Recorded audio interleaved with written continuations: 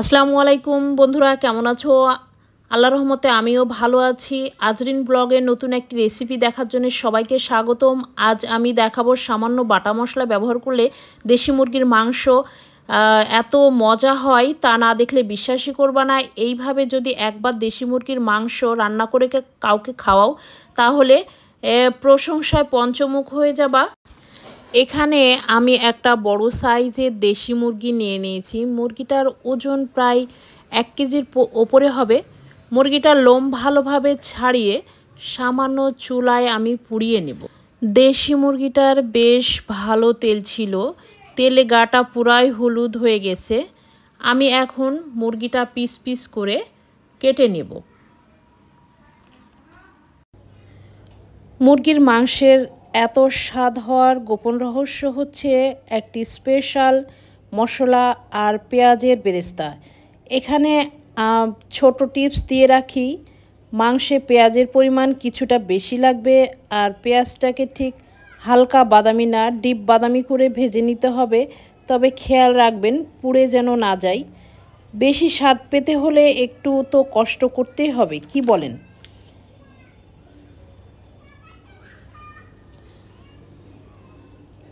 এবার এর মধ্যে আমি এক এক করে সব ধরনের মশলা অ্যাড করে দিব।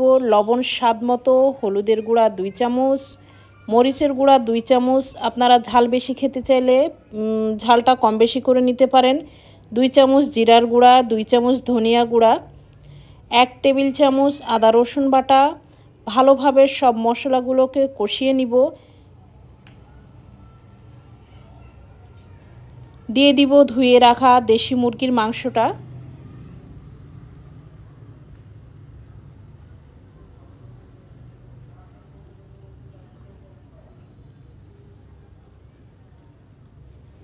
মাংসটা দিয়ে হালকা আমি নেড়ে চেড়ে দিব।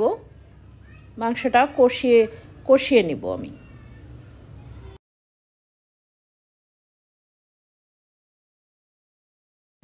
ভালোভাবে নেড়ে চেড়ে মুরগির মাংসটা বেশ সময় ধরে ভালোভাবে কষিয়ে নিতে হবে। যে কোনো মাংস যদি কষিয়ে কষিয়ে রান্না করা যায় সেটা খেতে ভালো লাগে।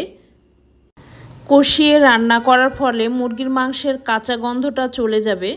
মুরগির মাংসটা আমি বেশ অনেক সময় ধরে কষিয়ে নিয়েছি। এখন এতে অ্যাড করে দিব পরিমাণ মতো পানি। পানি দিয়ে আমি ভালোভাবে নেড়ে চেড়ে এটাকে সিদ্ধ করে নিব। মাংসে আমার ভালোভাবে বলক চলে এসছে। আমি এখানে পানি পরিমাণটা বেশি দিয়েছি কারণ একটু আমি ঝোল করব, পাতলা ঝোল করব। নেড়ে চেড়ে ঢেকে দিব।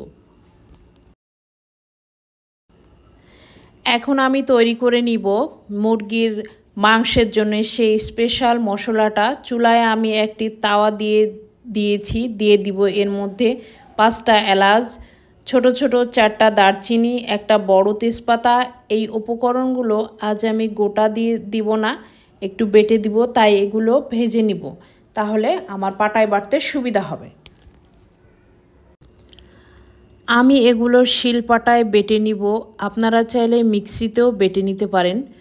প্রথমে আমি এগুলো একটু থেতো করে নিব, তাহলে আমার বাটতে সুবিধা হবে। মাংসে বাটা মশলা ব্যবহার করলে যেমন মাংসটা খেতে ভালো লাগে, তেমনি বাটা মশলা দিলে ঝোলটাও ঘন হয়, দেখতেও ভালো লাগে।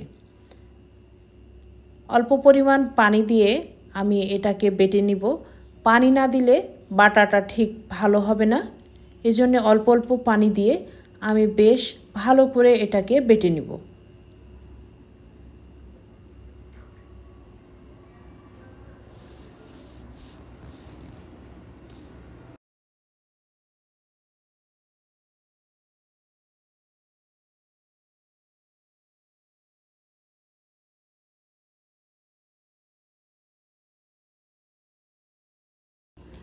আমি মশলাটাকে বেশ মিহি করে বেটে নিয়েছি।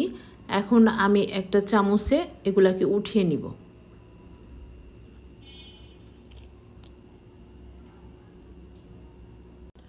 মাংসটা নামিয়ে নেওয়ার আগে দিয়ে দিব বাটা মশলাটা। এই মশলাতেই আমার মুরগির মাংসের স্বাদ দ্বিগুণ বাড়িয়ে দিবে। আমি অফ ক্যামেরায় দিয়ে দিয়েছিলাম কয়েকটা গোটা রসুন। মাংসে রসুন দিলে মাংসটা খেতে ভালো লাগে, চাইলে আপনারা ট্রাই করতে পারেন।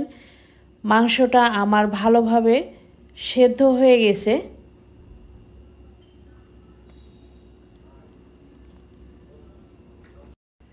তৈরি হয়ে গেল আমার বাটা মশলা দিয়ে দেশি মুরগির পাতলা ঝোল। এভাবে কখনো না খেয়ে থাকলে অবশ্যই বাসায় ট্রাই করবেন। ভিডিওটি ভালো লাগলে লাইক কমেন্ট শেয়ার করতে ভুলবেন না, আর চ্যানেলটাকে সাবস্ক্রাইব করে অবশ্যই পাশে থাকবেন। সকলে ভালো থাকবেন, সুস্থ থাকবেন। আজকের মতো এখানেই বিদায়। আল্লাহ হাফেজ।